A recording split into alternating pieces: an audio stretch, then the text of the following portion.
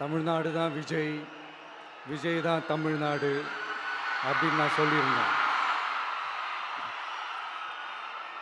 அது ஏன் அப்படி சொன்னேன் அப்படின்னா, தமிழ்நாட்டு மக்களுடைய ஒரே பிரதிநிதியாக, உண்மையான ஒரு பிரதிநிதியாக நாம் மட்டும்தான் இருக்கிறோம் அப்படின்றதுக்காக தான் அப்படி நான் சொன்னேன். அப்புறம் அந்த தேர்தல் பற்றியும் நான் சொல்லியிருந்தேன்.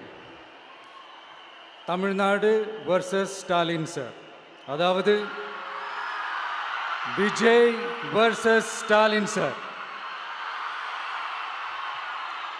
அதையும் நான் சொல்லியிருந்தேன். அப்புறம் இன்னொரு கேள்வியும் கேட்டிருந்தேன்.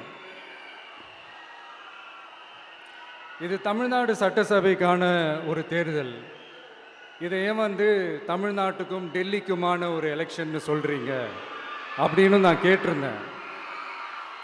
உடனே விஜய் பாஜகவுக்காக பேசுகிறாரு அப்படின்லாம் திருச்சி பேச ஆரம்பிச்சிட்டாங்க. அப்புறம் ரெகுலராக ஒன்று பண்ணுவாங்கல்ல, நம்மளுடைய சிறுபான்மை சகோதரர்களை பயமுறுத்தி பயமுறுத்தி ஒரு ஏமாத்து வேலை ஒன்று செய்வாங்கல்ல, அது இனிமேல் அவங்களால தொடர்ந்து செய்ய முடியாதுன்னு அவங்களுக்கு தெரிஞ்சு போச்சு. அதனால தான் நான் என்ன பேசினாலும் அதை திருச்சி பேசுறது, அந்த தில்லு முள்ளு வேலைகள்லாம் அவங்க செய்ய ஆரம்பிச்சிட்டாங்க. சென்னையில் டெல்லி டெல்லின்னு கூவுறதும், அடிக்கிற கொள்ளைக்கு ரைடு வந்துட்டா டெல்லிக்கு வெள்ளை கொடை பிடிக்கிறதும்,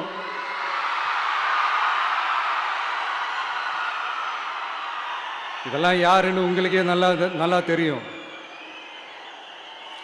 தமிழ்நாட்டை காப்பாற்றுறது திமுக தான், தமிழ்நாட்டை பிழைக்க வைக்கிறது திமுக தான், இதெல்லாமே பண்ணுறது திமுக தான், ஸ்டாலின் சார் தான். இதெல்லாம் ஒர்க் அவுட்டே ஆகாது பாஸ்.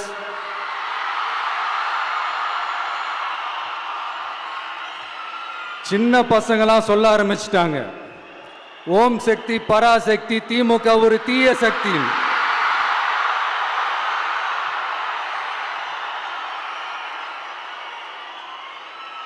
அதனால் இந்த தமிழ்நாடு இன்னொன்று வேற ஒன்று சொல்கிறாங்க. அது என்னடான்னா, தமிழ்நாட்டு அணி டெல்லி அணியா.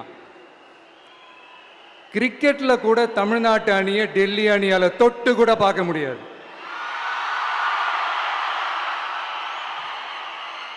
அப்படி இருக்கும்போது கிரிக்கெட்லேயும் விசில போடுறது தமிழ்நாடு தான். சிஎஸ்கே